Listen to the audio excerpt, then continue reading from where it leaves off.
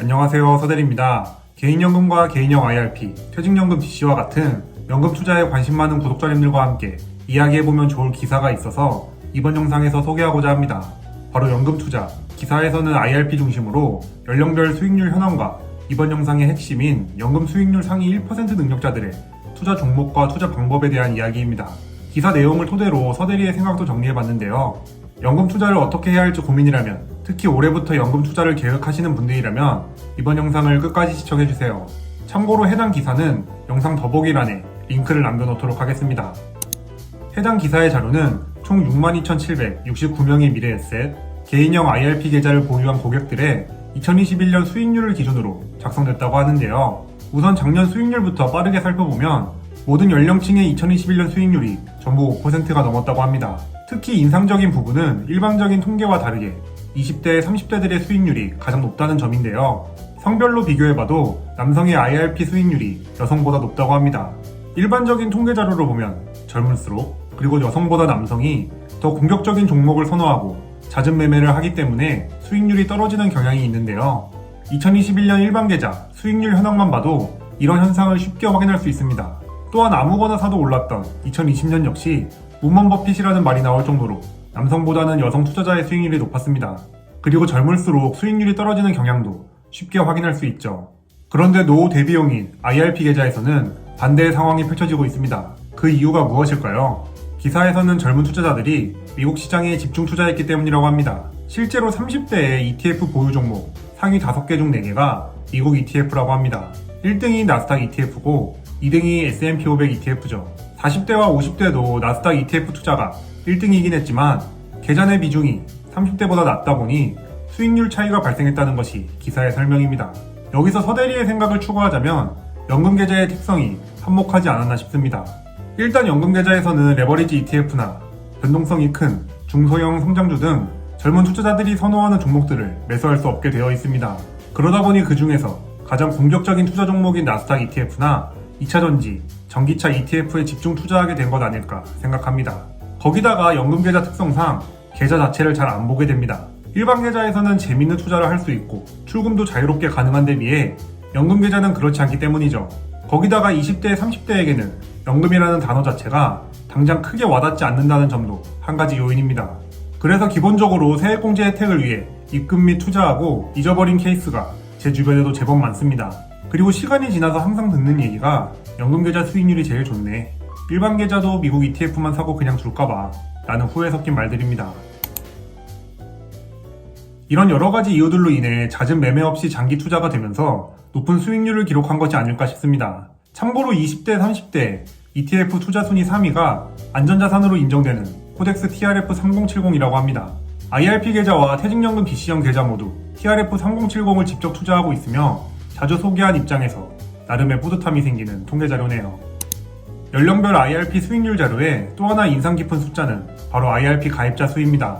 총 6만 개의 미래에셋 IRP 계좌가 전체 계좌 수인지 확실하지는 않지만 우리나라 대표 증권사에서 IRP 계좌가 6만 개밖에 없다는 것은 정말 많은 분들이 IRP 계좌에 대해 잘 모르고 그만큼 노후에 대한 관심도가 아직까지 많이 떨어진다는 얘기입니다.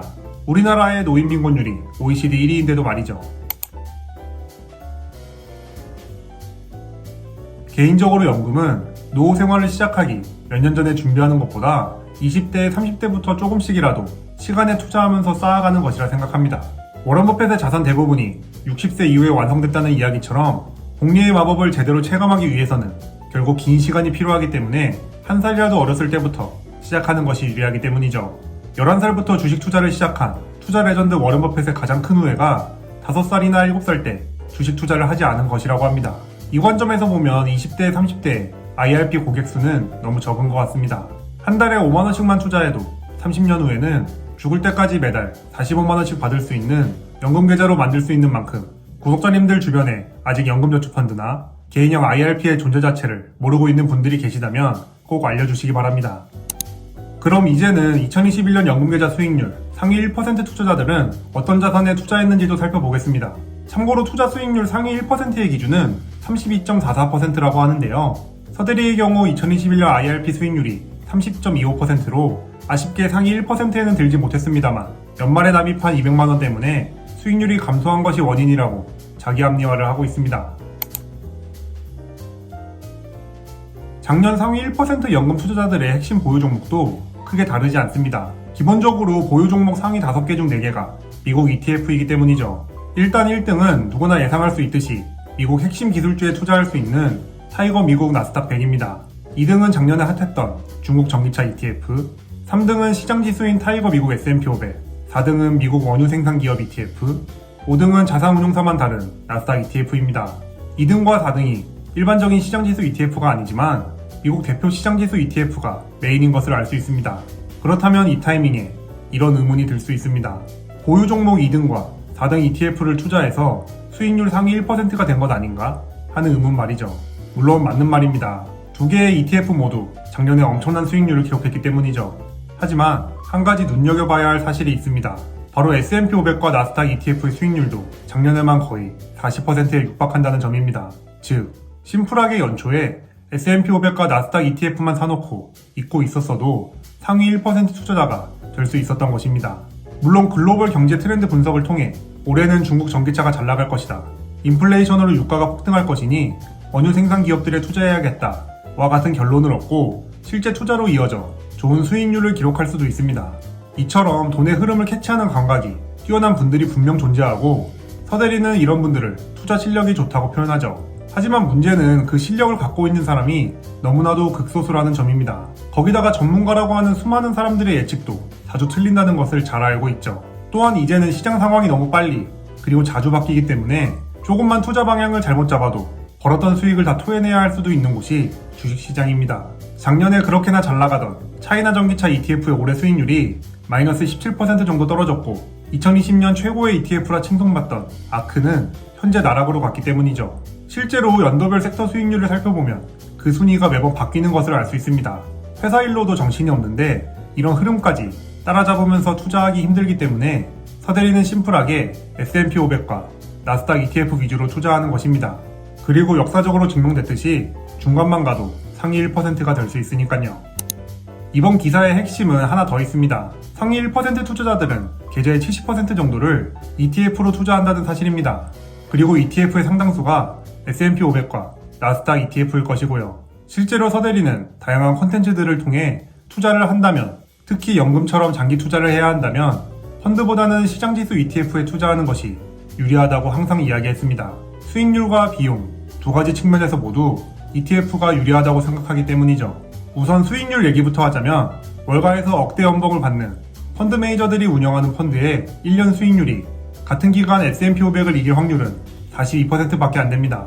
1년밖에 안 됐는데 동전 던지기 확률인 50%보다도 낮죠. 근데 시간이 흘러 10년 이상 장기 투자한다면 그 확률은 더욱 급격하게 낮아집니다.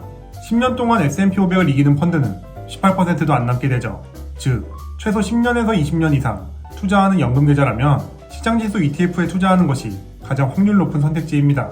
상위 1% 투자자들도 이 진리를 알고 있기 때문에 S&P 500과 나스닥 ETF 투자 비중이 높은 것입니다. 비용 측면에서도 펀드보다 ETF가 유리합니다. 펀드는 기본적으로 1% 이상의 높은 수수료를 받고 있습니다. 반면 S&P 500 ETF 수수료는 기타 비용까지 합쳐도 0.2% 수준이죠.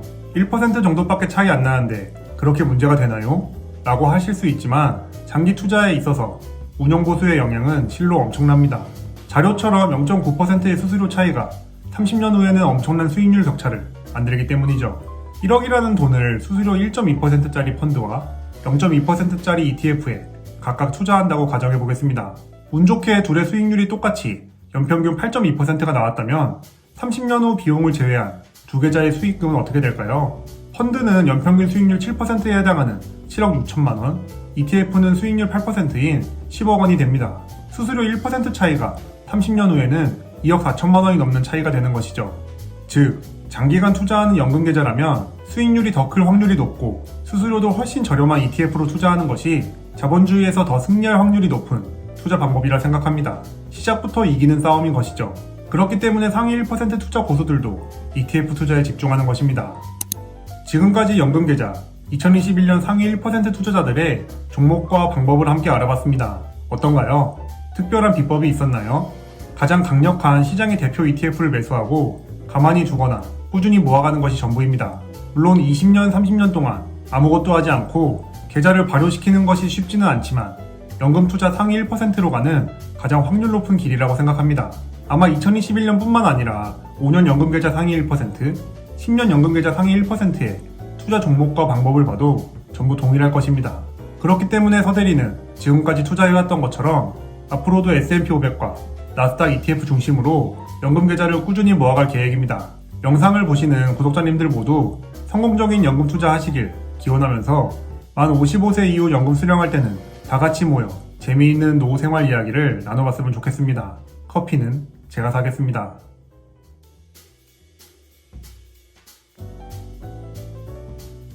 구독자님들의 IRP, 퇴직연금 투자 방법과 현재 수익률은 어떻게 되시나요? 댓글로 한번 나눠봤으면 좋겠습니다. 그럼 오늘도 긴 영상 시청해주셔서 감사합니다. 제 채널이 구독자님들의 자본주의 라이프에 조금이나마 도움이 되었으면 좋겠습니다. 지금까지 서대리였습니다.